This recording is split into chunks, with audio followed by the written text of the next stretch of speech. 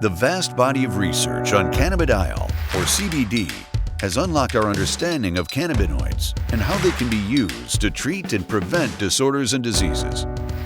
Cannabis got lumped into this category of drugs that Richard Nixon classified as a dangerous substance in his war on drugs.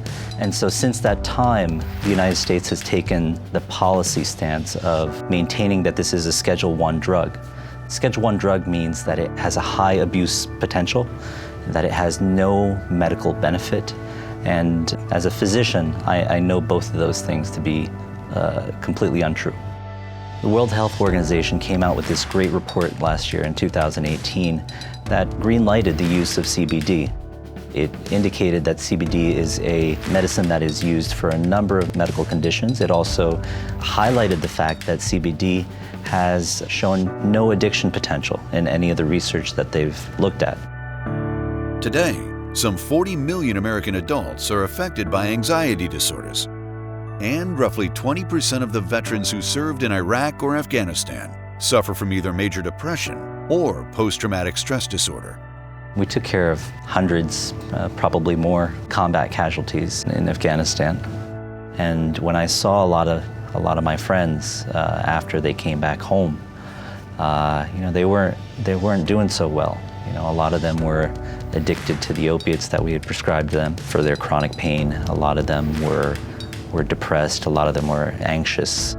I'm a retired Marine, and after I came back from Iraq, I was assigned to work wounded issues. And one of the things that really stuck out in my mind at the time, and I had no power to address, was the fact that we were over-medicating these men and women. And to me, it seemed obvious that we were creating something that was going to become a major issue down the road. And I think that's actually what's transpired. I was injured in Iraq. After I finished my tour, I was medevac to Walter Reed Army Medical Center for traumatic brain injury, some orthopedic issues. I'd been in an explosion, and I was dealing with the things and the ramifications of that. I spent 2 years at that hospital. And during that time, I learned a lot about the dope game. I learned a lot about the pharma game. I learned a lot about, modalities that people with the best of intentions that are trying to use for warfighters to help them get better, it just wasn't making things better. It just was not happening. People truly wanted to get better, to get back to that sense of mission, to get back to that sense of camaraderie. And instead, we were just turning into zombies. Shockingly, the Substance Abuse and Mental Health Services Administration revealed that only 50% of returning veterans who need mental health treatment will receive these services.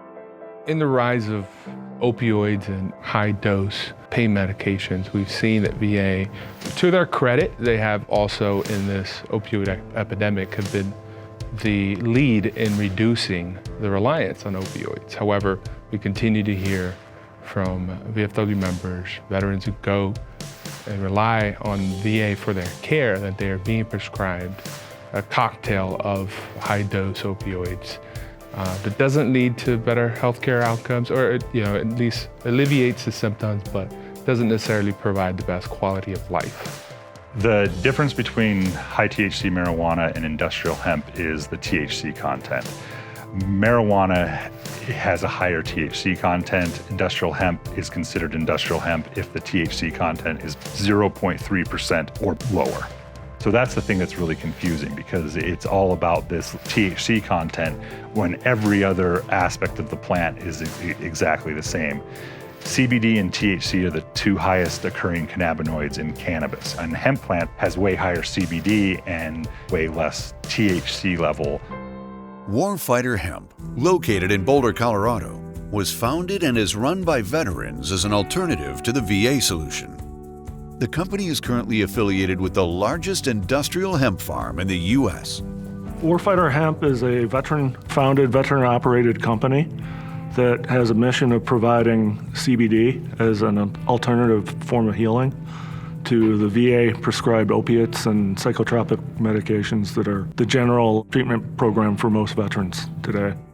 What I think makes Warfighter Hemp special and unique, number one, is the amount of care and love that goes into the product from the growers here and Jana, who does the mixing and bottling for us.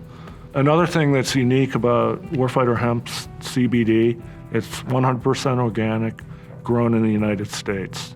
The final product's independently lab tested for content. Make sure it's still federally compliant on the THC side. All the other cannabinoids that we say are in there at the appropriate levels. There's not a lot of companies that do that. I came home from Iraq in 2008 the first time. My sleep started getting irregular. I started having nightmares. I started having issues with, I couldn't control the volume of my voice. I was yelling at everyone. I wanted to fight everyone, and I couldn't figure out why.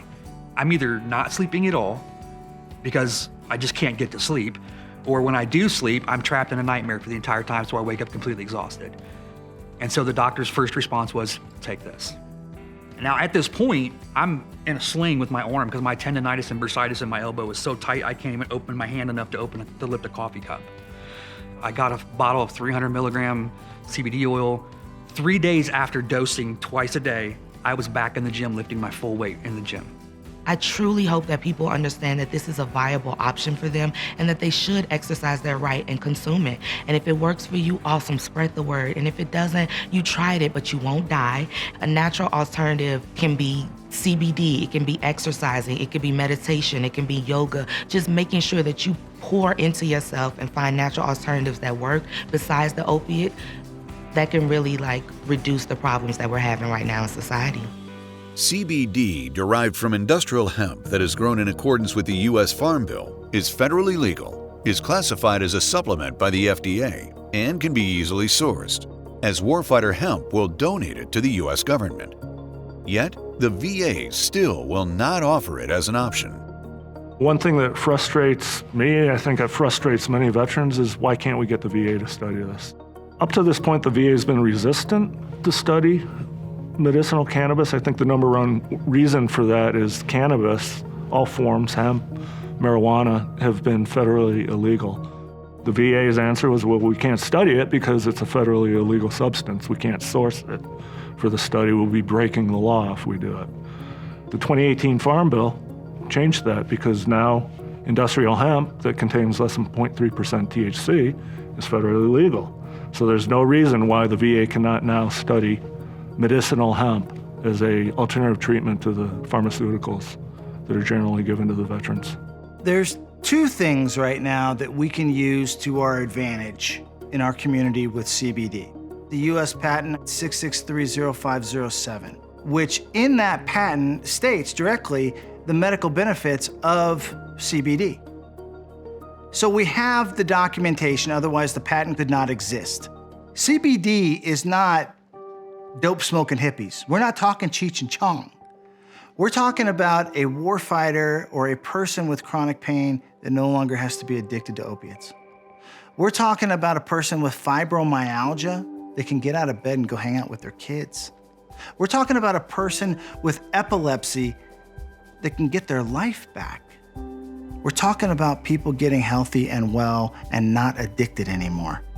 We're begging for studies. We're begging for the research to be done because we're not saying just give it to everyone. Cannabis is not for everyone. CBD is not for everyone, but we know that it has helped a majority of veterans. We know that it's been beneficial in so many different aspects of their lives, from eating to sleeping to communication. It's helped them in so many ways. And so we're asking for the research to be done so that we can prove that it works.